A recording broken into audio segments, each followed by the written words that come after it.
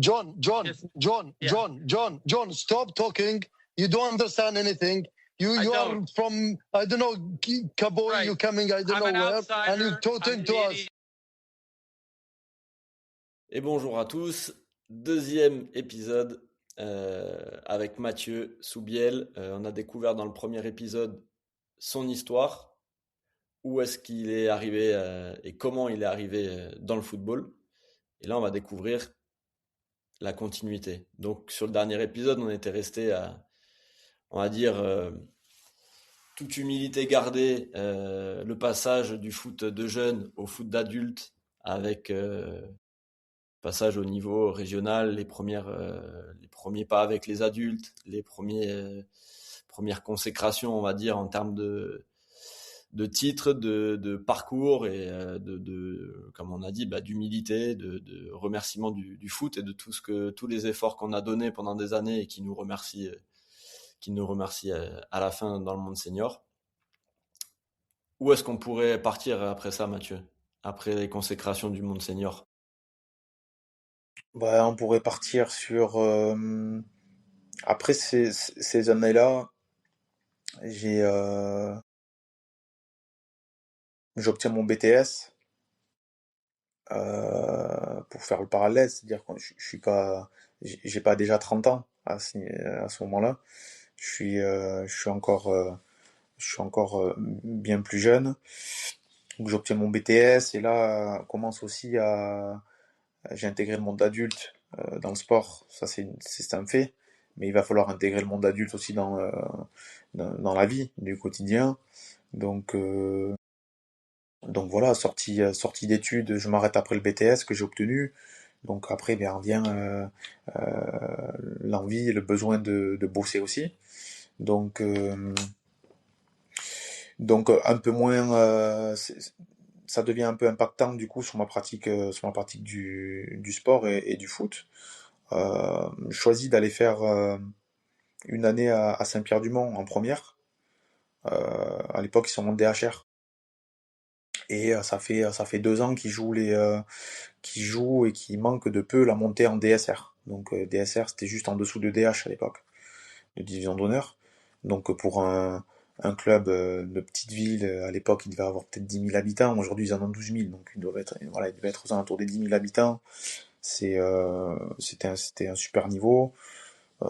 C'était avec un bon coach et c'était Thierry Chiarello à l'époque. Donc ancien joueur de foot, il a coaché après joueur de foot de haut niveau déjà, il a coaché après la première au Stade Montois à l'époque du National, la CFA, CFA2. Donc voilà, un coach à référence, un coach qui connaît le foot, avec une équipe qui est hyper compétitive aussi à l'époque à Saint-Pierre, à Saint-Pierre-du-Mont. Donc j'y vais sur une saison. Ça commence bien. Écoute, je m'intègre relativement bien et vite. Je connais déjà, pour pas dire tout le monde, les trois quarts des joueurs avec qui j'évolue. Le club, je le connais bien aussi. Mon oncle qui a été vice-président à l'époque. Et voilà, c'est des clubs avec qui on est quand même assez proches. Donc tout se passe bien. On commence parcours en Coupe de France. Donc là, je découvre la Coupe de France aussi. Parce qu'en réserve au stade, bon, toi, tu la joues pas la Coupe de France. Donc là, tu découvres les premiers tours de Coupe de France, les premiers matchs dans un club avec un environnement différent. Et puis après, au bout de 3 mois à peu près, 3 mois, et ben là, la situation pro me rattrape. J'ai besoin de travailler. Je trouve pas ce qu'il me faut là où je suis. Des choses qui devaient se goupiller avec ma venue au club n'ont pas pu se goupiller.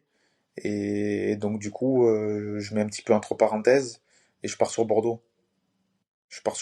J'ai un pote qui me dit je peux t'héberger si tu veux, moi ici il y a du boulot, intérim, pas intérim, peu importe.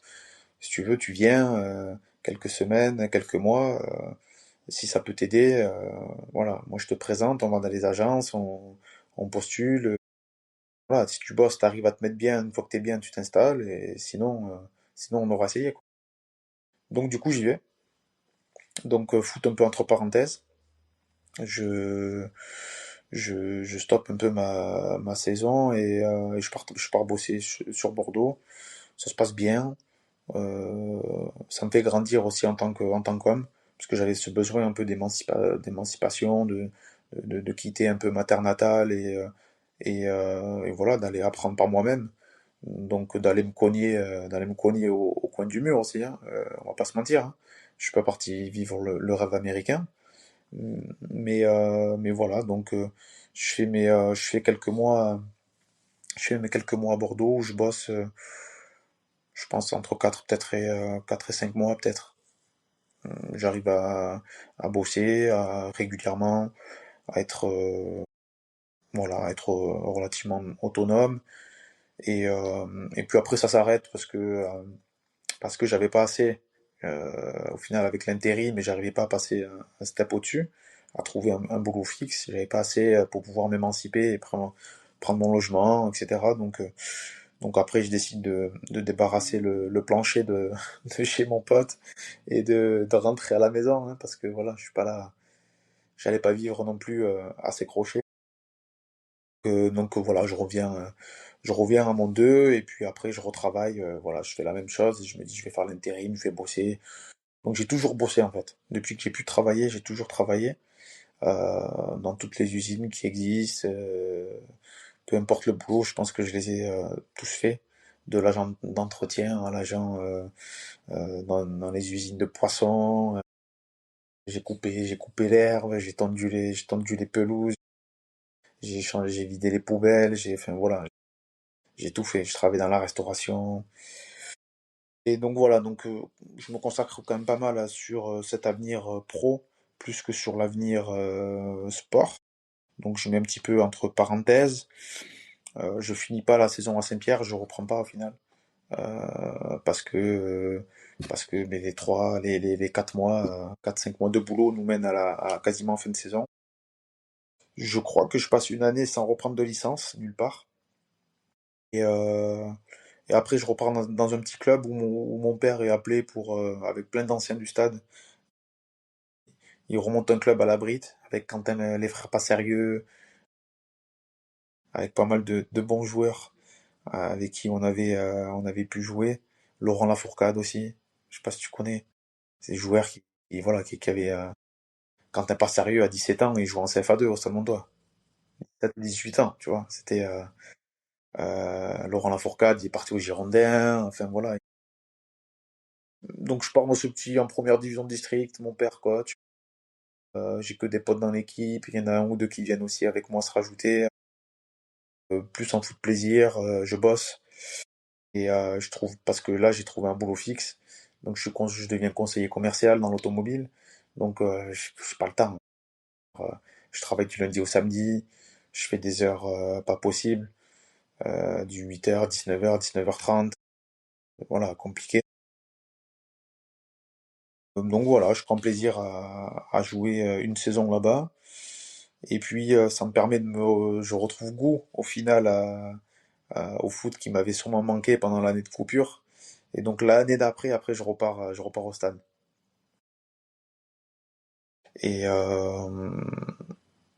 et puis après, on va arriver à un tournant qui sera pas l'épisode suivant, mais qui va être le tournant, qui va être le fil conducteur, je pense, de cet épisode-là. C'est sur ma revenue, sur mon retour au stade. Je joue voilà, avec la réserve, avec la 3. Première div ou PL, je crois, à l'époque, je me rappelle plus. Et, euh, et puis, entre-temps, j'ai une stabilité professionnelle qui fait que j'obtiens une stabilité financière. Qui fait que du coup, les deux trois cases qui étaient restées vides jusqu'à maintenant, je les remplis. Avec l'argent que je gagne, et je gagne correctement ma vie. Donc, euh, donc il y a un plaisir qui me tenait vraiment bien à cœur, c'était de m'acheter une moto. Donc je m'achète une moto. Je m'achète je m'achète une moto et je kiffe. Donc du coup, les seuls moments que j'ai un peu d'évasion le dimanche, c'est foot et moto. Et, Je rencontre ma future femme en même temps de tout ça, en fait. Donc il y a un nouveau boulot, retour au stade Montois, tu te fais plaisir parce que indépendance financière et stabilité. Et je rencontre la personne qui deviendra ma femme. Je me marie là on est en 2017 du coup, on est entre 2016 et 2017. 2016 j'intègre ce boulot et 2017, fin 2017 je me marie. Et décembre, et 3 mois après, le 4 mars, mon indépendance financière qui m'a permis de m'acheter ma moto me conduise à vivre, je pense, ce que je peux appeler le plus gros drame de ma vie. Voilà, j'ai un accident de moto un dimanche, un dimanche 4 mars, hyper beau, route connue, pas de risque de prix, je suis à 20-30 km/h, je suis en touriste, je freine, je perds le contrôle de la moto, je suis éjecté et gros choc déjà sur le sol et avec l'élan, parce que mine de rien, à 20-30 km/h, il y a quand même de la puissance, il y a quand même de l'élan. Une fois que tu glisses au sol, je termine ma course dans un poteau et je tape ma colonne vertébrale, qui est du coup fracturée à ce moment-là, à cause de l'impact sur le poteau. Donc là, gros moment de panique, gros moment de détresse, d'impuissance. Je ne me rappelle pas une seule seconde avoir eu mal de quoi que ce soit. Par contre, je me rappelle des émotions que j'ai pu ressentir et des peurs, de la peur surtout, de la peur, l'angoisse et l'impuissance. Et voilà, je suis allongé au sol. Je sais pas, mais au fond de moi, je sais en fait. Hmm. Donc c'est pas, je sais que je vais être handicapé parce que j'y pense. Pas une seule fois, tu vois. Mais je sais qu'il y a eu il y a eu un truc grave. Je le ressens en moi. Je sais pas, il y a un truc qui me traverse. Tu Tu connais ton corps, tu sais pas ce que c'est, mais il y a un truc que tu connais pas. vois, parce que t'as pas mal, tu saignes pas, t'as pas en fait, il y a rien, mais il y a tout. Il y a aucun indice qui pourrait te mettre sur la voie d'eux, mais en fait, tout ton ressenti t'indique qu'en fait, c'est la merde, en fait, là. Tu sais pas quoi, mais c'est la merde. Je suis allongé à plat, je le sais pas encore, que je suis allongé à plat sur le dos. Parce que très vite, en fait, je tombe là où je suis né, en fait. Euh, Tu vois, je vais te mettre ma main là, t'as l'Argenté, t'as Hélène Boucher, t'as l'école de l'Argenté et t'as le quartier du Père Watt. Tout ça, ça tient dans la paume de ma main. Mais c'est symbolique, mais symboliquement parlant, tu connais la ville et c'est vraiment ce que ça représente. C'est un cœur, voilà. Et, ben, j'ai habité Hélène Boucher, j'ai côtoyé les deux écoles, j'ai grandi sur les terrains. Il me manquait juste une partie du territoire du quartier à occuper. Mais je tombe devant l'école du Père Watt avec ma moto et la boucle est bouclée quoi. J'ai rempli j'ai rempli toute la carte de manière symbolique, mais voilà, ça représente toute mon enfance en fait cet endroit, tu vois. Et ces quatre endroits et notre quartier du Père Watt, Hélène Boucher, l'Argenté et mes écoles. Et en fait, il m'est arrivé, tous ces endroits m'ont fait vivre des choses. Tous ces endroits sont au final partie intégrante de ma vie, font ce qui constitue mon histoire d'aujourd'hui, tu vois. Et voilà. Et donc je sens que j'ai l'impression d'être. Je sais que je suis sur le dos, mais je sais pas que je suis à plat. Et j'ai l'impression que j'ai mes jambes qui sont, qui touchent le ciel en fait. Donc j'ai l'impression en fait concrètement que je suis assis à l'équerre, enfin que je suis allongé à l'équerre. Mais une position que jamais de la vie, même. Tu fais du gainage, voilà, c'est pas logique. Et donc du coup, je questionne, parce qu'il y a beaucoup de monde qui est autour, parce que beaucoup de monde me connaît, il y a plein de gens qui ont assisté à mon accident, plein d'amis à moi, et on me dit non, t'inquiète, t'inquiète, on me répond pas. Et moi, je sais, du coup, on me répond pas, ça veut dire que tu veux pas me dire. Je dis, ouais, j'ai mes jambes en l'air et tout, non, t'inquiète, tout va bien. Tout. Du coup, je pose la question à l'inverse. Vous m'avez bien mis les jambes à plat là. que tu vois, que je sais plus comment je tourne, tu vois, genre, Euh, j'ai pas un problème. Non, non, t'inquiète, t'es bien allongé sur le sol, t'inquiète pas. Et là, on me dit, t'es bien allongé sur le sol. Alors que moi, j'ai et là, l'impression que du coup, là, je me dis, là, il y a une dinguerie. C'est pas il y a un possible. loup. Ouais, il y a Et quelque chose. malgré ça, tu es encore assez lucide pour penser à tout ça. Vraiment, du coup, tu as zéro douleur sur quoi te concentrer, hein. Zéro douleur, j'ai rien. Tu sais même à quoi je pense. J'ai encore la lucidité de dire à un tel, prends mon téléphone, va dans mon répertoire, le code c'est ça, appelle un tel, c'est ma femme, dis-lui j'ai un accident. Un autre à qui euh, c'était un petit à l'époque, tu vois, et c'est un ami aujourd'hui, tu vois, c'est plus un petit. Euh, que je voulais accompagner dans le cursus de formation pour que lui aussi il était intéressé par le métier que je faisais. Donc je voulais l'accompagner, les écoles, l'intégrer, etc. Et à ce moment-là, je me rappellerai toute ma vie, hein. Je lui dis, t'inquiète pas, c'est moi qui lui dis, t'inquiète pas, on a parlé, toi et moi, c'est pas parce que là j'ai une merde, ça va continuer. Je lui dis, je vais te mettre en relation avec un tel, ton école tu vas la faire, ton truc tu vas le faire, t'inquiète pas. Tu sais, en fait, je sais pas comment te dire. Je pense que tout ça, c'est un mélange entre, t'as l'adrénaline, tu sais, t'as le choc, et pourtant, j'ai pas perdu connaissance, je suis pas devenu délirant, tu sais, j'ai pas eu de moments, j'ai pas eu de soucis par rapport à tout ça. Tu es resté Mais super en fait, lucide quoi, mais en dans la fait, situation. quand tu y penses, tu te dis, les mecs, et moi, il me répondait, il me disait, ouais, mais t'inquiète, déjà, soigne-toi, fais ce que t'as à faire et tout. Je lui dis, ouais, mais non, c'est plus important, là, il faut que tu ailles passer ton diplôme, il faut que tu ailles faire tes trucs, c'est important et tout. Et ça, je me rappellerai toute ma vie, tu vois. De qui m'a parlé, à qui moi j'ai parlé aussi. Voilà, je peux te sortir tous les noms si je veux. De qui m'a parlé, qui m'a rassuré, qui m'a dit quoi. J'ai les mots, j'ai les trucs. Bref, je pars, l'ambulance arrive. Vu comment je suis manipulé, je sens que je sens que c'est de plus en plus grave, avec tout le côté médical ça y est, qui est intégré. Je suis hyper inconfortable sur cette espèce de brancard rigide qu'ils te mettent. Ils m'ont mis dans une coque, en fait. Tout bloqué, les mineurs, les trucs. En fait, c'est là où je ressens vraiment peut-être la seule fois un peu de douleur. Je suis allongé sur le dos, mais en fait, j'ai j'ai un morceau de ma colonne, c'est des carrés, hein, c'est des jolis glaçons, comme des glaçons tout carrés. J'en ai un, il est en position de losange. Donc allongé sur le dos, il te fait mal, en fait. Tu Ouais. vois, c'est sur l'angle. Et voilà, j'arrive à l'hôpital et, et en fait, je suis héliporté. J'arrive là-bas, toute l'agitation que ça procure. Je comprends que là, c'est dinguerie.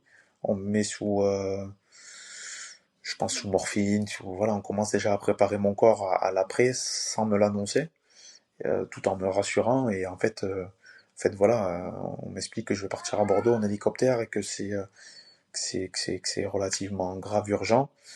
Et, euh, et voilà, donc je pars, hôpital Pellegrin, hélicoptère, toute ma famille, mes parents, est rapatriés, enfin, ils prennent la route avec ma femme. Et voilà, grosse opération, colonne, mais j'ai aussi 10 côtes de fracturées du même côté. J'ai une épaule de fracturée, j'ai les deux poumons de perforés, donc j'ai des drains à gauche et à droite avec des liquides. Ouais, j'ai du liquide dans les poumons. J'ai Voilà, c'est grosse opération, placé dans un coma artificiel pour soulager et optimiser ma récupération due à cette grosse opération. Et On entend la famille. ouais, le réveil de la sieste. J'ai eu un pas. Encore ça va, il est pas venu pour me monter dessus et tout, tu vois. Mais ouais, voilà, donc derrière, je passe un bon gros mois, je me réveille du coma, enfin, on me réveille du coma comme il est artificiel. Et, et je me réveille, il reste plus que mon frère autour de moi. Euh, Ma femme, mes parents sont partis prendre l'air. Enfin voilà, c'était horrible en fait. Je pense l'image qu'ils avaient eux à côté d'eux. Et donc il reste mon frère et j'entends encore ces mots et à mon réveil, tu vois. Et, et puis voilà, après un mois de réanimation, donc le service, c'est un service compliqué. T'es dans une chambre, tout est, t'es blanc, tout bip, tout est hyper médicalisé. Je suis au tripode, donc c'est un service qui est très très lourd dans un hôpital. Et donc tu vis au rythme en fait des passages des chirurgiens, euh, des infirmiers, infirmières, des visites. J'ai énormément de visites, énormément de soutien physique et à distance. C'est un défilé en fait. Même eux, ils sont choqués là-bas à l'hôpital en fait. Et il y a des gens qui viennent, ils peuvent même pas venir, ils peuvent même pas me voir tellement qu'il y a du monde. Tu vois, c'est un truc de fou en fait. Et je reçois voilà une force déjà, une énergie impressionnante et hyper forte en fait à ce moment-là. Et puis voilà, et puis après on part sur presque 6 mois, quasiment 5 mois et demi de Le réveil de la sieste. le réveil de la sieste. On part sur 5 mois, ouais, 5 mois, 5 mois et demi de centre de rééducation, de réadaptation. Je pars à Cambo, parce que là il faut que je réapprenne tout en fait, hein. Je suis devenu paraplégique. Donc j'ai plus l'usage de mes jambes. J'ai mis mon ressenti jusqu'en, on va dire, jusqu'aux cuisses, bas de cuisse. En dessous, c'est plus grossier. J'ai plus l'usage de mes jambes, donc je vais plus pouvoir me mettre debout, plus pouvoir marcher, courir, etc. Et donc il faut que je retravaille plein de choses parce que à mes débuts, du coup, j'ai plus d'équilibre. Donc même de tenir assis, j'y arrive pas. Il faut que j'ai ma main gauche et ma main droite qui me tiennent parce que je tiens pas. Je peux pas me pencher en avant, sinon je roule. Je peux pas me pencher en arrière, sinon je m'allonge. Et, euh, et donc voilà, ça c'est frustrant parce que cette impuissance que tu ressentais quand tu as vécu l'accident, là tu la ressens partie intégrale de ta vie en fait, tu vois. Tu te dis comment je vais faire en fait. Et là, et là au niveau, on en a parlé la dernière fois, mais tu me disais du coup, comment tu vis toute cette énergie, tout cet amour qui t'est donné, tu dis au début, et comment ça se passe, et ça t'apporte plein de choses, et au moment où ça s'étiole un peu, parce que bah, comme tu disais, une fois où on en a déjà discuté, chacun doit reprendre aussi le rythme de sa vie. Qu'est-ce qui se passe là Est-ce que toi, ça te libère? Est-ce que aussi des fois, le fait d'être tout le temps avec quelqu'un, ça te permet aussi de respirer, de prendre du recul, ou ça devient un manque, il y a un déchirement, qu'est-ce que tu ressens à ces périodes-là? Alors tu vois au début t'en as beaucoup, mais tu réalises pas encore trop ton état, ce qui va suivre, etc. Donc c'est bien, t'es content. Mais c'est ce qui te maintient aussi en dehors de la réalité, je pense, à un moment donné, de ta réalité. Et après, à un moment donné, ça devient trop. Ça devient trop, en fait, à un moment donné. Ça te prend trop d'énergie. Aussi. De quoi? Il veut participer aussi. Ouais, je veux participer. Ouais. Ouais, au bout d'un moment, comme je te dis, ça demande, ça te coûte trop d'énergie. Parce que toi, ce que tu vis déjà en termes de soins, en termes de tout ce que tu as à encaisser, tout ce que tu as à vivre, etc., c'est, au bout d'un moment, c'est trop. Donc il y a des fois, on a dû dire stop. Euh, Moi, j'arrivais pas à le dire, donc c'est là où mes parents, ma femme ont réussi à mettre une bonne gestion du flux de visites en place. Donc il y avait quasiment un planning qui se mettait, les gens écrivaient avec ma femme, aujourd'hui il y en a un tel, un tel. Donc s'il n'y avait pas plus, voilà, dès l'instant on arrivait 5, 6, 7, 8 personnes, je dis une bêtise, sur la journée, on bouquait pas plus, quoi.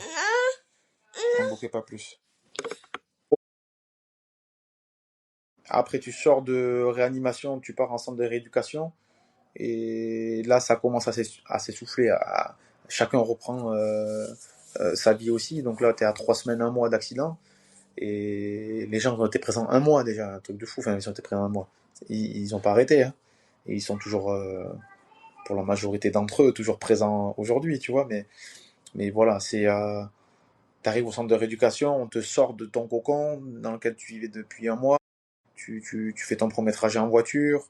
Du coup, après brancard, t'arrives dans un nouveau endroit. Il va falloir que tu fasses tes nouveaux repères. Et puis c'est toujours aussi loin de Mont-de-Marsan, hein. C'est toujours à 1h30 à peu près. Donc voilà, c'est dur après, tu te sens seul. Et en fait, tu te sens entrer dans une réalité parce que tu es dans un centre de réadaptation, un centre de rééducation. Donc là, en fait, tu sais que t'es plus dans un service où tu es dans un lit et t'attends les soins. Tu es dans un service où il va falloir que tu sois acteur, actif pour toi et au quotidien, en fait. Donc, tu vas te manger, c'est là où tu vas manger tu vas manger la réalité de ton état physique. Et c'est là où tu À un vas moment, tu es découvrir, obligé d'affronter vraiment la chose, quoi. c'est ça. Et tu vas découvrir ton état psychologique à ce moment-là. Moi, le mois en réanimation, au tripode, post-accident, etc., mon état psychologique, je le subis pas, en fait. Tu vois? Mais, euh, mais là, je vais commencer à le sentir. Je vais commencer à le sentir et voilà. Donc, j'ai pas peur de dire, on en a déjà parlé, que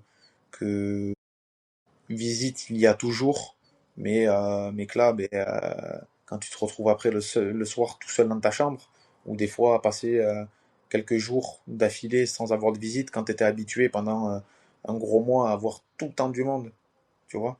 Et même si tu n'avais plus de visite, tu étais dans un service où, en fait, toutes les heures, on vient te voir, réanimation, ils sont toujours avec toi, les gens, tu vois. T'es jamais seul, en fait. Et ça va, et tu veux ci, et tu veux ça, et truc.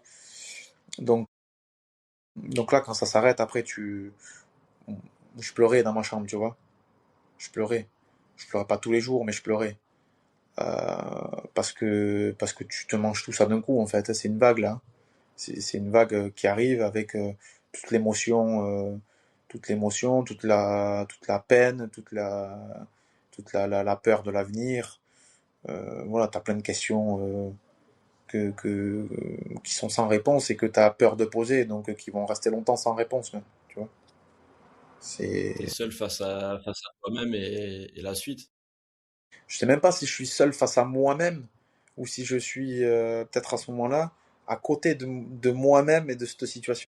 Je sais pas comment te dire. Tu vis en... Quand tu arrives à être seul face à toi-même, moi, cette image que j'ai enfin, l'expression de comment je la représente, d'être face à toi-même, ça veut dire que tu te regardes dans tes yeux, tes responsabilités, tu les prends, entre guillemets, t'assumes, tu vois, t'es là, t'es prêt. Moi, je suis pas prêt encore là. Donc c'est pour ça que Là, je tu es te un dis peu un à côté, décalage, tu te voilà. regardes. Je suis peut-être plus à côté, ou peut-être que je regarde de haut ou de bas, mais je suis un peu spectateur et je subis en fait. Mm, mm, mm. Tu vois? Donc là, j'ai pas la prétention de dire que je suis capable d'être face à moi-même. Face à moi-même, ça me fait penser à un miroir. Incapable, là, devant un miroir, me voir dans cet état, sur un fauteuil roulant, machin, j'ai maigri, décerné, avec entre les opérations, les morphines, les nuits blanches, enfin voilà, tu t'es pas sous tes plus beaux jours, tu vois. Puis j'avais quelques stigmates de mon accident. Tu vois, j'avais des écorchures sur les mains, voilà, j'étais encore, il y avait un traumatisme apparent aussi, quoi. Il y avait quelque chose. Donc voilà, après, centre de rééducation, ça se passe, on va dire, moyennement bien. Ok, je fais des belles rencontres, mais je vis des moments aussi pas cool. Je fais des super rencontres de personnel soignant, d'autres patients. mais je vis aussi voilà, des moments pas ouf avec certains membres du personnel ou voilà. Euh, Pas toujours évident. Pas toujours évident. Donc, on chemine, je fais ce que j'ai à faire, je prends ce que j'ai à prendre. Et, euh, et puis après, les mois passent et on commence à me donner un peu de largesse et de m'autoriser à sortir un peu le week-end. Donc, pas rentrer chez moi, mais je peux sortir le week-end, la journée. Donc, je comprends que je suis dépendant parce que du coup, ok, j'ai l'autorisation de sortie, mais qui c'est qui vient ce week-end? Est-ce que quelqu'un vient?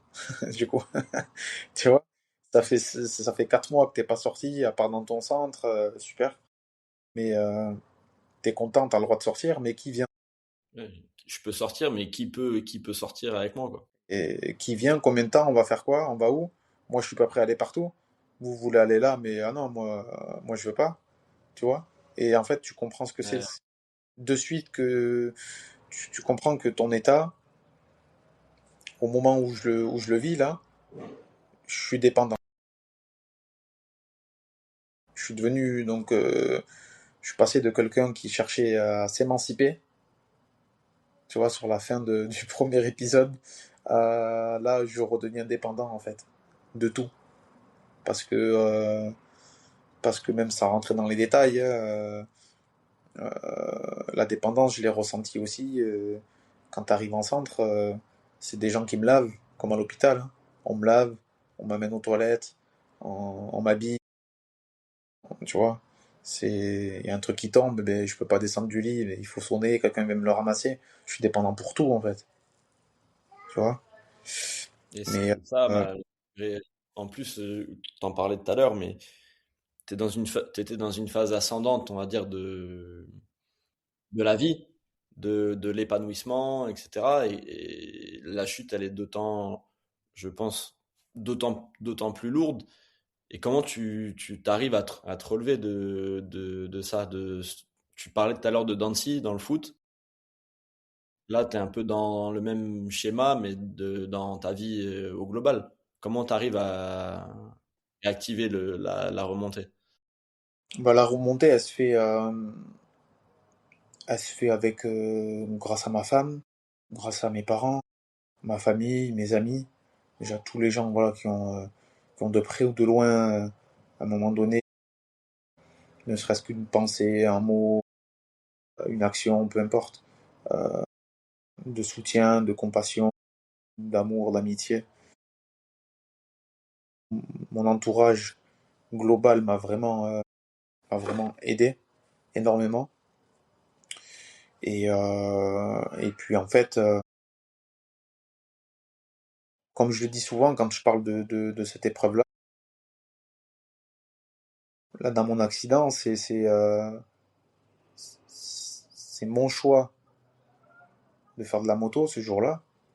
C'est pas mon choix d'avoir l'accident, mais c'est en fait mon choix qui conduit à un accident qui emmène tout le monde dans les conséquences de mon choix en fait. Tu vois? Donc j'ai amené ma femme en premier. On est 2 mois, même pas et demi de mariage. Cadeau à mes parents, qui je pense pour eux ça a dû être aussi assez horrible de vivre ça et de voir leur enfant devenir handicapé, tu vois, en fauteuil roulant. Euh, Mes amis, je les embarque aussi, parce qu'ils me soutiennent, ils restent là, ils sont toujours là aujourd'hui. Donc, en fait, d'avoir embarqué tout le monde, tu te rends compte que, à un moment donné, que ça te donne une force. En tout cas, moi, ça m'a donné une force, mais ça m'a donné une responsabilité aussi, dans le sens où, à un moment donné, ok, ils ont fait le boulot, pas que je me sens redevable, hein, parce que à aucun moment je me suis senti redevable d'avoir ressenti du soutien, de l'amour, de l'amitié, peu importe. Mais en fait, on parlait de face, pour ma propre face déjà. Je peux pas. En fait, je peux pas. mon éducation, c'est pas ça, ma mentalité, c'est pas ça. Et là, il y a un enjeu. Il y a des gens, ils sont là pour moi. Ils ont sacrifié de leur temps, ils ont sacrifié de leur congé, de leur énergie, de leurs larmes. Ils ont sacrifié tellement de choses, en fait. Pour moi, juste, je peux pas, tu vois, Ouais, t'es je peux obligé pas de faire flancher, en face. fait. T'es obligé de Pas faire flancher. face. Et ouais. Donc là, je fais face. Là, je fais face. C'est un cheminement, petit à petit, hein. C'est pas, ça y est, je fais face et tout s'est fait. Mais là, je me dis, bon, voilà, il va falloir s'y remettre. Donc, ben, on décide de stopper mon aventure en centre de rééducation. Déjà, ça va pas. Je sens que je suis au bout. Je commence dans ma tête, à ressentir plus les effets néfastes que positifs de rester là-bas. La distance fait que elle m'éloigne toujours des gens qui me donnent au contraire, eux, cette force, cette positivité, cet élan pour enclencher les choses. Allez, je rentre. Rendez-vous, chef de la clinique, là, etc. On veut partir. Oui, vous pouvez pas, c'est pas comme ça. On veut partir. Et pas dans 3 semaines, on veut partir là. Donc en fait, on accélère tout, on fait des décharges, ils nous font quelques jours, sur les quelques jours restants, quelques mises en situation pour eux s'assurer que tout est ok. Mais voilà, en fait, à ce moment-là, je suis déterminé. Donc en fait, tout est ok. Tout ce qu'ils essayent de me faire faire, les tests, eux, pour se rassurer et pour aller au bout de leur conscience professionnelle aussi, ce que je comprends, hein. Tout est ok en fait. Là, je deviens de suite, tout est plus facile en fait. C'est Ouais, ce et que puis j'ai. là, c'est décidé, et plus rien peut t'arrêter. Mentalement, Ouais, t'es déjà plus là. T'es déjà exactement. dans la suite. Donc je rentre. Je rentre chez mes parents parce que j'habitais au troisième étage, pas d'ascenseur. Donc je suis jamais reparti chez moi. En fait, mon accident, je suis jamais reparti chez moi. Je repars chez mes parents avec ma femme, juste marié. Et donc voilà, pour quelques mois, tac, tac, tac, je sais plus si c'est 2 mois, 2 mois et demi, peut-être 3 mois, le temps de trouver un logement accessible et qui me convient, qui nous convienne. Et donc après on aménage et là tu te retrouves vraiment face, je sais pas si c'est face à moi-même, mais face à mon handicap dans mon quotidien. Et dans notre quotidien, du coup, dans le quotidien d'un homme marié. Et donc là, t'as encore un moment d'adaptation, encore un moment pas simple à vivre parce que du coup je me retrouve des fois seul, mais seul chez moi, ça veut dire si je fais tomber un truc ou si moi-même je tombe, là j'ai plus le bouton d'alarme, j'appuie, l'infirmière elle arrive en courant en 30 secondes. Qu'est-ce que vous voulez, monsieur Soubiel? Non, mais juste je voulais une compote, vous en avez pas? Ouais, ah, tu veux une compote, gros, elle est d'en haut au placard, t'as pas pensé à demander de te la descendre avant qu'elle parte au boulot, et bien tu manges pas la compote. Donc la frustration, tu vois, l'impuissance, tu vois, plein de, voilà, un peu d'anxiété. Tu chemines, du coup, Ouais, c'est une véritable reconstruction là. T'entames vraiment quelque chose ouais. Et de... je l'ai pas abordé, mais mais je peux l'aborder aussi maintenant parce que c'est valable aussi. C'est que, c'est que durant déjà tout ce processus, on parlait de dents de scie en termes de, des fois je suis méchant, des fois je suis dur en fait. Je suis pas, peut-être pas méchant, mais je suis dur. Je suis dur parce que peut-être que je pense que je m'en veux, peut-être que je pense que le mélange de la peur, de tout, le mélange de tout ça fait que je me mets dans ma petite carapace là et que je suis dur. Et que au final je suis dur injustement parce qu'au final t'es dur avec qui? Avec ceux qui sont là. Parce que tu vas pas être dur avec des mecs qui sont pas là. Et ceux qui sont Euh, restés là. une fois que, une fois que tu t'es frotté les pieds sur l'infirmière qui t'horripile depuis 2 3 semaines et là ça y est, t'as vidé ton sac, t'es content. Mais sauf qu'après, mais c'est ta mère, c'est ta femme, c'est ton père ou tes amis, tu vois. Mais souvent c'était soit mes parents, soit ma femme, tu vois. Et donc là, ça m'a fait repenser parce qu'il y a des fois, je pouvais rentrer à la maison, j'étais resté quelques heures ou la journée, voilà, seul. Et comme j'étais frustré, soit d'être dépendant, pas pouvoir sortir, de pas avoir d'avoir rencontré une problématique qui au final aujourd'hui elle est insignifiante, hein. Quand tu es à 300% autonome comme ce que je suis, en fait, elle rentrait, je la poussais, mais c'est, ah, tu vois, je me suis fait chier avec ça, et si t'avais pensé à ça, et si machin, et si, tu vois. En fait, c'est comme si tu rendais un peu les gens responsables Mhm. de Non, ça, ton, c'est- de ton bien-être, de ton confort, alors qu'en fait, à l'inverse, mais c'était à toi de t'adapter à tes nouveaux besoins et de dire aux autres avant qu'ils partent, ah tiens, j'aurais peut-être besoin de ça, est-ce que tu peux le mettre à proximité? Et là, ils vont le faire. Mais eux, ils peuvent pas connaître les besoins que toi, tu vas rencontrer, ou les problématiques, tant que tu le dis pas.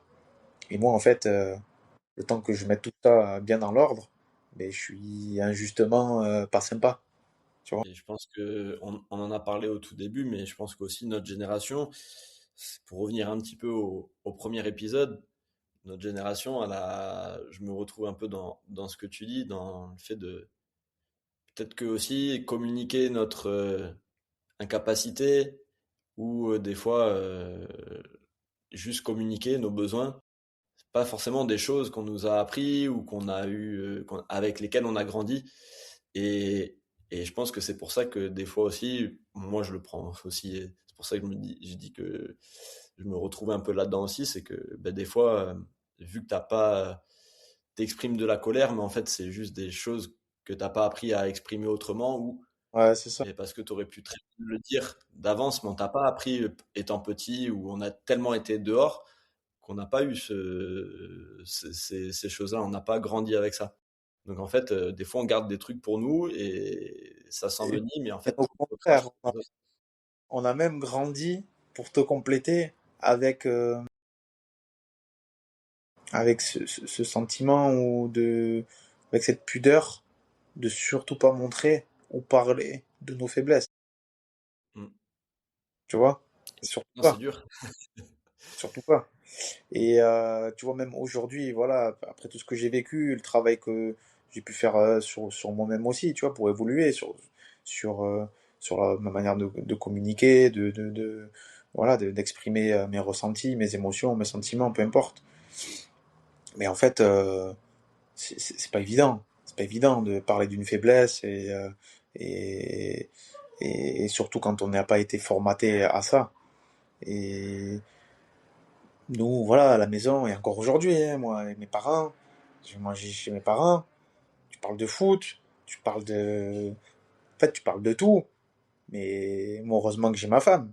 Ma femme, elle est spécialiste, elle envoie des... Tu vois, elle jette des graines sur la table comme ça, là. Elle s'entend hyper bien avec mes parents et toute ma famille et tout. Donc elle jette des graines, elle, c'est naturel pour elle. Et c'est elle qui m'a beaucoup aidé justement à travailler sur moi-même, sur ces points-là. Et en fait, elle était vachement branchée sur l'humain. Vas-y, exprime-toi, ton émotion. Et alors, toi, qu'est-ce que tu penses là, du coup? Partage-nous là ton ressenti là. C'est quoi? Tu vois? Nous, c'est des trucs. En 35 ans, avec mon père ou avec ma mère, on n'a jamais parlé de. Alors, tu te sens bien et ta tête et alors et comment t'envisages et machin. Moi, j'ai eu des projets. Mes parents sont toujours à fond derrière moi, encore aujourd'hui dans les projets que j'ai. Ils me posent jamais de questions, mais c'est pas méchant. Et même eux, c'est pas méchant de leur part. Pas jamais de questions sur, tu sais, cette pudeur Alors déjà, je suis quelqu'un de très, comment dire,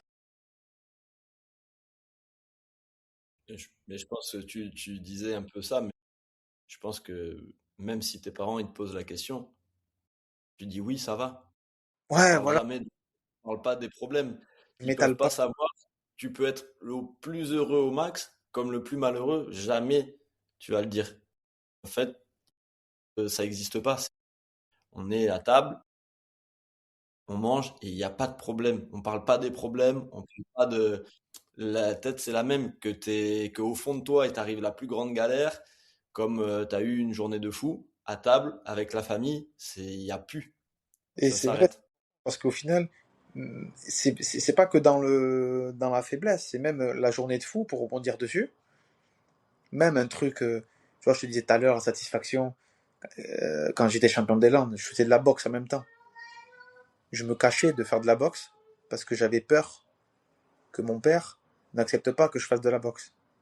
c'était juste des croyances. Si en fait on avait été capable de communiquer, mon père il m'aurait sûrement dit, bah, vas-y, c'est bien, accroche-toi, c'est super, je viendrai te voir. Tu vois ce que je veux dire? Mon père il a su que je faisais de la boxe quand je l'ai invité à mon premier combat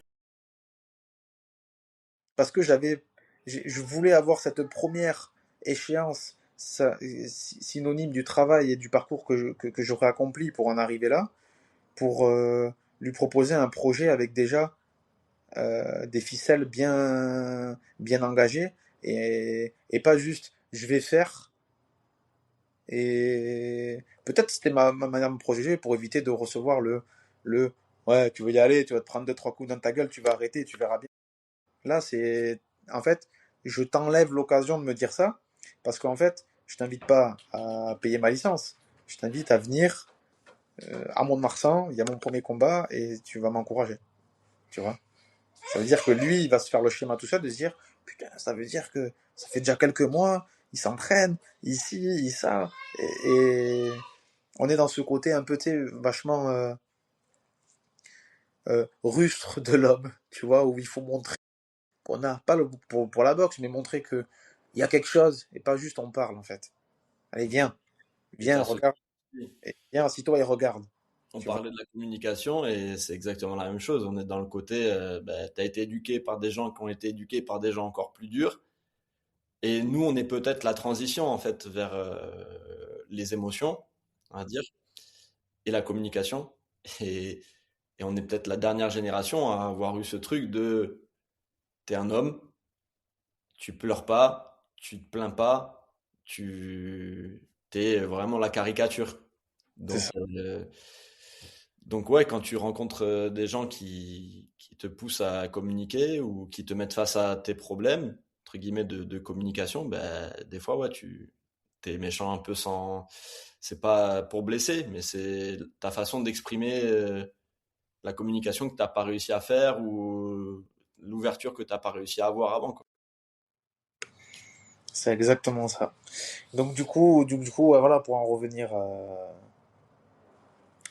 au sujet, je, ça prend du temps, mais il me manque quelque chose. On va faire une énième transition. Ok, je suis rentré à la maison, j'ai plus ce cadre que je n'aimais pas, mais il me manque un truc. Au final, dans ma vie, toujours, c'est le sport. Et en fait, je mets du temps avant de me avant de me remettre au sport. Et parce que je me vois pas faire du sport en fauteuil, parce que je me vois pas rentrer dans une case où je vais faire du sport qu'avec des gens porteurs de handicap et que je vois pas d'autres issues. Je me vois pas proposer d'autres issues que celle-ci pour l'instant. Donc du coup, je m'enferme dans un, ben, je fais pas de sport. Et que tu as aussi le regard des gens qui vient et qui est difficile. Sur les premiers week-ends où je sors et après quand je rentre chez moi, t'as du mal. T'as du mal avec le regard. Tu arrives pas au début à faire la distinction entre un regard malveillant, un regard de compassion, un regard de curiosité. Du coup, tu te sens un peu observé uniquement comme une bête, une bête de foire, une bête de cirque. Et donc, c'est pas agréable. Et donc, voilà. Je reste loin de tous ces endroits où il y a beaucoup de monde. Je reste loin du sport. Et je reste loin du coup de l'argenté aussi. Donc pendant un moment, je repars plus même voir un match parce que j'ai pas envie. J'ai pas envie. Enfin, si j'ai envie d'y aller. Mon frère il joue encore. C'est ma vie quand même, tu vois. Enfin, c'est une grosse part de ma vie. Mais y aller et croiser tout le monde qui me connaît depuis tout petit, et c'est répéter à chaque poignée de main ou chaque bise donnée, répéter les mêmes choses et répondre aux mêmes questions qu'on va me poser. Par bienveillance, certes. Mais en fait, si je vais 2 heures de temps dans une enceinte sportive pour regarder un match, tous les gens que je vais croiser, j'ai pas assez de mes deux mains pour compter le nombre de fois qu'on va me poser la même question, aborder le même sujet.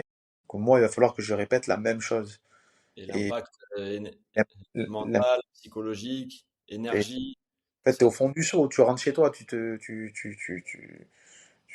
dis plus jamais, en fait. Donc, en fait, j'ai pas envie de vivre ça, donc je sais que je l'ai vécu à plus petite dose, donc je sais que ça va se passer comme ça, donc je, en voulant m'épargner ce côté-là, je m'éloigne en fait. Je me tiens en tout cas éloigné de, de, de, de mes repères. C'est mes repères au final, tu vois. Et c'est peut-être là où s'il y avait quelque chose à refaire, que je changerais peut-être ma manière de faire. Parce que en fait, quand je vois une fois le pas franchi, le pas de fait, ce que ça apporte, l'énergie que ça donne au final, je pense que ça valait le coup se fatiguer plusieurs fois, histoire de remettre, de refaire partie, réintégrer le paysage. Après, ça allait se calmer, mais je pense que j'aurais peut-être cheminé plus rapidement sur la reprise d'un sport, sur ma vision, ma manière de me projeter par le sport, par le football aussi, pour les futures étapes. Mais je regrette en aucun cas, dans tous les cas, Mais le parcours. c'est Comme une je... partie, je pense, pour rebondir sur ce que tu viens de dire, je pense que c'est aussi une partie du process. Tu parlais de process tout à l'heure, c'est une partie de l'acceptation. Je pense que tant que t'es pas passé par ce truc de je l'accepte pas, donc je sors pas, et dans tous les cas, tant que tu sors pas, en fait, ça passera jamais. C'est ça. Mais il faut être en capacité de l'accepter, de pouvoir se projeter et de se dire ça. Et après, les fois où tu le fais, tu te dis, en fait, d'en parler, est-ce que j'étais prêt à en parler? Et en fait, quand tu t'es prêt à en parler, tu te rends compte que j'aurais dû le faire avant, mais est-ce que j'étais prêt à le faire avant? Mais par contre, tout le bien que ça m'a fait en retour, en fait, toute la frustration, tout ce truc-là qui s'échappe, quand t'en parles, tu te dis, mais en fait, je me suis privé d'en parler pendant si longtemps. Et ça me fait du bien. Donc, est-ce que tu étais prêt? On ne sait pas. Mais dans tous Prêt, les cas, ce qui pas. est... Non, je me connais. Je peux mettre du temps à être prêt, mais quand je suis prêt à quelque chose, j'y vais, j'y fonce. Et en fait, qu'on me dise oui sur le chemin ou non, en fait, moi, si j'ai décidé, j'y vais. J'obtiens, je fais, et puis voilà. Mais donc, je pense que voilà, au fond de moi, quand je te dis si c'était à refaire, mais on choisit pas vraiment. On est guidé par notre état du moment. C'est ça. On a l'impression de choisir, mais on est guidé par notre état émotionnel, psychologique, par les influences qu'on peut avoir des gens qui nous entourent. En fait, on n'a pas vraiment le contrôle total. Et même aujourd'hui, on est tous sous influence de quelque chose. On a tous, voilà, on fait tous. On est guidé au quotidien par notre état du moment. Tu te lèves du mauvais pied, mais ta journée, bizarrement, elle n'est pas pareille que quand tu te lèves du bon. Donc, c'est que c'est bien une réalité. Après voilà, ce cheminement, il a pris du temps, mais encore une fois, c'était une réponse que je t'ai donnée tout à l'heure. Là, c'est grâce à mes amis, notamment, j'ai réussi à réintégrer le milieu du sport. J'aurais jamais parié que ça aurait été celui-ci, celui que je vais te parler. Mais, euh, mais voilà, j'ai des amis qui m'ont jamais lâché, qui pratiquent d'autres sports, pour certains, d'autres disciplines. Et en fait, un beau jour, je viens, on vient me proposer, on vient me raconter, ouais, j'ai vu personnes handicapées, ils sont sur une joëlette, il y a des coureurs autour, il faut participer à des courses, des 10 kilomètres, des semi-marathons, des machins. Je dis, oh, putain, c'est ouais, d'accord, mais moi je veux pas ça. Toujours pareil, j'ai pas envie de m'exposer, de me montrer. Et déjà que j'ai pas envie de me montrer à hauteur d'homme, là tu vas me mettre sur une joëlette. Une joëlette, c'est une espèce de gros chariot adapté à la pratique du sport. Donc tu es bien en hauteur, tu es à la Jules César, avec des mecs qui courent à 15 km/h autour de toi et qui se tirent la bourre pour porter ta cause, porter ton corps et se dépasser en même temps, tu vois. Mais moi, j'ai dit jamais de la vie et tout. Et puis en fait, ça insiste, en même temps ça chemine, ma femme, mes parents. Tu sais, il y a des petites piqûres de rappel, des fois on pense qu'on pense pas, mais il n'y a rien qui est anodin. Et puis petit à petit, je fais des rencontres de fil en aiguille je me renseigne et je suis mis en relation avec une personne qui fabrique des jouelettes. Lui, c'est des Myolib qui fabrique parce que voilà, c'est un projet qui a été lancé, qu'il a lancé pour, euh, pour construire justement cet équipement adapté à la pathologie de deux sœurs qui sont des Landes comme moi, qui ont l'association La Roue Tourne. Et donc Myolib parce que je crois que le nom de la maladie c'est myopathie, si je dis pas de bêtises. Enfin, voilà. Si, Mathieu, je pense que là, on est dans la bonne transition. ok, Finir ce deuxième épisode, parce que comme on a parlé de cycle, tout on à a fait. on était dans la pleine ascension à la fin du premier épisode. On va enclencher le dernier levier. Voilà, avant d'enclencher le dernier levier, je pense que là, dire que tu vas repartir dans le sport après tous les tumultes dont on a parlé déjà, je pense que c'est la transition avant Là aussi, d'enchaîner. on est à plus de 3 ans. On est à peu près à plus de 3 ans de l'accident. 2 ans et demi, 3 ans à ce moment-là. 2 ans et demi, 3 ans de tout processer, le retour Ça, à rééducation, maison, voilà. C'est euh, pour ça, ça se raconte en quelques minutes, mais c'est pour ça que un long c'est vrai que processus. ce curseur temps, voilà, je m'éloigne ou je suis séparé de tout sport pendant voilà, ces 2 ans et demi, presque 3 ans. Et donc, je pense que là, le rebond, on en a parlé tout à l'heure, on connaît un peu, pour connaître un peu les loustiques qu'il y a autour de toi, le rebond sera aussi fort que Il le va être très truc fort. a été intense. Et donc, on verra ça dans un autre épisode.